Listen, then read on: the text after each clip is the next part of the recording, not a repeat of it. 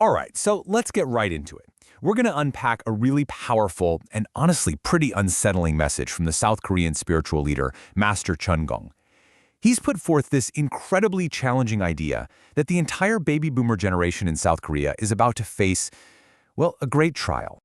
And there it is. For not fulfilling your duties, you will be the first to receive heavenly punishment. I mean, wow, that's the warning, right at the core of his entire message. He's basically saying that a whole generation, the nation's elders, dropped the ball on their most important duty, and now a reckoning is on its way. So, okay, this raises the big question, right?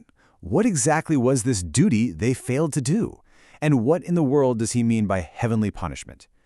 To even begin to get our heads around this, we really have to dive deep into Master Chun-gong's very unique worldview. So here's our game plan for today. We're going to start with a generation on trial, then we'll look at his ideas about work, not as a job, and how he redefines welfare. After that, we'll get into a mission for humanity and wrap it all up with something he calls the Suicide Zero Project. All right, Section 1, a generation on trial. Let's talk about the core accusation. See, in Master Chun-gong's eyes, the baby boomers aren't just a bunch of people who've retired. No, they're the senior elders of the whole country. They were supposed to be the guides, the ones leading society forward. And this is really the heart of it. He says this generation had everything they needed. Decades in taxpayer-funded roles, not to just work, but to research solutions for society. But what happened, he says, instead of doing that, they just worked. And then they played. It was a massive, squandered opportunity. Okay, Section 2. Work, not as a job. So why does he think this way? Well, it all comes down to his really unique take on what work even is. And trust me, this is where his whole argument takes a fascinating, very unconventional turn. He calls the workplace a research lab. So think about how we usually see a job, right? It's a place to earn money, do your tasks. But for Master Chun-gong, totally different. He sees every workplace as a research lab, a hospital, a government office, a school. He says these weren't jobs. They were research centers, paid for by the public, to study and solve humanity's biggest problems. Just think about that for a second.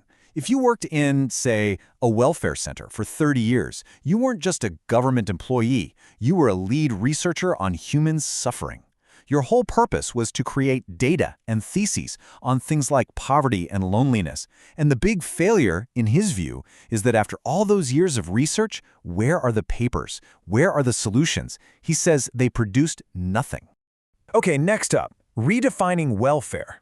He calls it a sickness of the soul, not the wallet. And this flows right from his idea about work. Because if the workplace is a lab for human suffering, then his definition of welfare is going to be, well, pretty different too.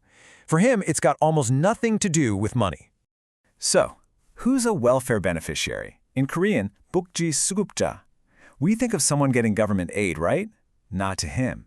In his definition, anyone who can't live up to their full potential is a welfare beneficiary. That could be a super successful CEO who feels empty inside, or a stay-at-home mom who feels totally stuck and unfulfilled. It's not about being poor, it's a spiritual sickness. So what's the root cause of all this? Well, according to him, it's a huge misunderstanding. He says society mistakes knowledge for education. We're trying to solve today's problems with old, outdated knowledge. What's missing is true education, which to him means character and morality. And he's pretty direct about who's to blame. He says spiritual leaders have failed, telling people to just worship statues instead of seeking real truth. All right, Section 4, a mission for humanity. So, even with this really harsh critique, his message actually isn't about doom and gloom. It's a call to action. He says the baby boomers now have a brand new, super urgent mission. And, get this, he believes Korea has two unique tools that they can use to help the whole world. The first tool is Hangeul, the Korean alphabet. And his view of Hangeul is, well, it's incredible. He doesn't just see it as letters on a page. He sees it as a spiritual technology. He believes it has a special energy that can literally heal people and unblock spiritual pressure. He thinks if Hangeul becomes a world language, it can bring unity, unlock character education, and even help liberate young people and women around the globe. And the second tool? Taekwondo. But again, probably not the Taekwondo you're thinking of. It's not a sport for the Olympics. He calls it Mudo, the martial way. This isn't about fighting or winning medals. For him, it's a spiritual training ground. It's how those researchers, the leaders, get their mind, body, and spirit in perfect alignment with the universe to carry out their mission. So now we come to it, the Suicide Zero Project. He calls it a heavenly command. After all this, redefining work, redefining welfare, these two powerful tools, what is the actual mission? It all boils down to one single, incredibly concrete, and, let's be honest, absolutely audacious goal. A goal he says comes directly from heaven. And this is where things get really urgent, because there's a timeline. He says a 12-year observation period of the baby boomers started back in 2013, and it ends in 2025. That's when the heavenly punishment, the consequences, are set to begin for anyone who failed their duty. But there's a way out, a path to redemption, for South Korea to achieve zero suicides by 2030. Yep, that number says it all. 0. That's the goal. The Suicide Zero Project is their #1 task. It's presented as the most important mission for this generation. You could say it's their final exam, the ultimate test to see if they can finally do the research they were supposed to do all along, to understand human suffering so well that they can actually stop it. And make no mistake, the stakes are huge. This isn't just about South Korea. Master Chae-young's claim is that if they can pull this off, if they can actually achieve this, they will have created the model, the blueprint, to stop suicide all over the world. This is how they can finally fulfill their duty, not just to their nation, but to all of humanity.